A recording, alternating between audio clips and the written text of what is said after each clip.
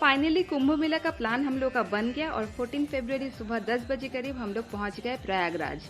प्रयागराज में सेक्टर 23 और रेल घाट में हम लोग गए। हमारे लिए वीवीआईपी इंतजाम था। स्टेशन से यहाँ तक पहुँचने के लिए करीब 1 घंटा लग गया क्योंकि रास्ते में थोड़ा सा जाम मिल गया था। फिर गाड़ी रखकर हमको पैदल चलना था। मेले के अंदर जैसे ही एंटर किए इतना पॉजिटिव वाइब और इतनी ठंडी हवा चल रही थी। हम लोग रास्ते में चलते हुए जा रहे थे और मेले का आनंद ले रहे थे और जैसे ही यमुना जी सामने दिखी फिर तो सारी थकान दूर हो गई। इतने ज्यादा पॉजिटिव वाइब था ना कि पूछो ही मत। और जैसे ही हम पहुंचे घाट में तो काफी भीड़ थी, पर इतने वाइट ये साइबेरियन बर्ड्स वहां पर उड़ रहे थे ना कि देखते ही दिल खुश हो गया। वीआईपी घाट में हम गए और वहां से ऐसे बोट से लोग जा रहे थे संगम तक। हम लोग भी जैसे तैसे वहां पहुंच गए। बहुत सारे बोट्स लगी थी, कलरफुल, इतने अच्छे लग रहे थे देखने में। और वहां से दूर वो एक फोर्ट दिख रही थी। वो फोर्ट रात में लाइट में भी बहुत सुंदर दिख रहा था। पर हम लोग जैसे ही वहां पहुंचे हवा इतनी तेज चल रही थी कि अनाउंसमेंट होने लगी कि नाव अब बंद हो गई, नहीं जाएगी। जोई का तो मूड ऑफ हो गया, पर वो खुश हो रही थी ये बर्ड्स को देख देख के। ये सारे साइबेरियन बर्ड्स सिर्फ ठंड में ही यहाँ पर आते हैं। अब हमको पैदल जाना था संगम घाट तक, जहाँ पर 2 नदियाँ मिल रही है। तो रास्ते में जाते ही सब हमने दिख गया, देखो दूर से वो ब्रिज दिख रही है और नीचे उधर जो येलो कलर की पानी है वो गंगा जी है और यहाँ जो डार्क ब्लू है वो यमुना जी है। तो ये देखते हुए नज़ारा हम पहुँच गए संगम घाट 1 किलोमीटर दूर और वहाँ पर फिर ठंडी ठंडी पानी में हमने खूब डुबकी लगाया।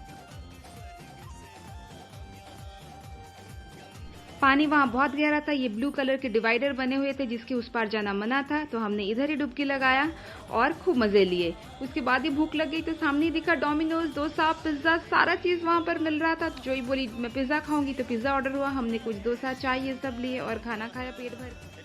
फिर एक बार और मेले का आनंद लेते हुए हम पहुंच गए सरकारी वित्तीय भवन के कैंप पर, जहां पर हमारी रुकने की व्यवस्था थी। वीवीआईपी कैंप था गंगा के किनारे। इतनी ठंडी ठंडी हवा चल रही थी और ये कैंप इतने शानदार बने हुए। ये देखो, ये ड्राइंग रूम जहाँ सोफा लगी हुई है और इसके बाद अंदर है बेडरूम। बेडरूम के अंदर जो मस्त नज़ारा है वो है, इतने मोटे मोटे ब्लैंकेट रखे थे। तो मैंने पूछा ये क्या होगा, तो बोले रात होने दीजिए तब समझ में आएगा ठंड कितने हैं।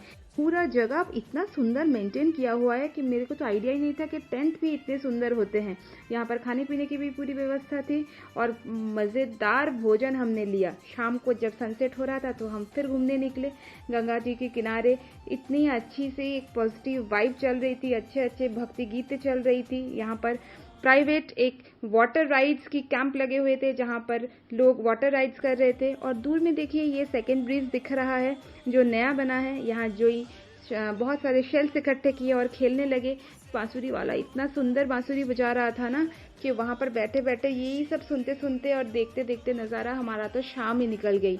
फिर हम लोग कुछ कैंप और एग्जीबिशन देखने चले गए। मंदिर देखे अलग अलग। वहाँ पर ये शंकराचार्य महाराज की सारे जितने भी हैं गुरु जी की उनके नाम लिखे हुए थे। ये परमार्थ भवन था जहाँ पर प्रोग्राम चल रहा था।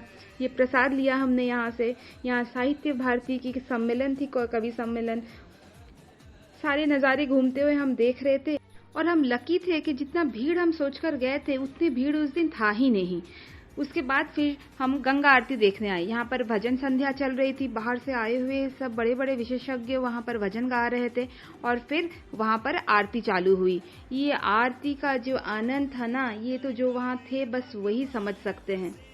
और क्योंकि उस दिन 14 फरवरी था यानी मेरी बर्थडे, तो निलय ने प्लान किया कि यही हम बर्थडे सेलिब्रेट करते हैं। उसने बर्थडे ब्रेड जुगाड़ा वहाँ पर। केक तो नहीं मिल रही थी पर ब्रेड जुगाड़ा और हमने वहाँ पर बर्थडे केक काटा और खूब मज़े किए। और फिर हमारी जाने की टाइम हो गई थी तो हमने सबको बाय बाय किया और निकल गए स्टेशन की तरफ। मैं अपने आप को रियली लकी समझती हूँ कि मैं इस दुनिया की सबसे बिगेस्ट गैदरिंग की एक हिस्सा बन पाई। Thank you.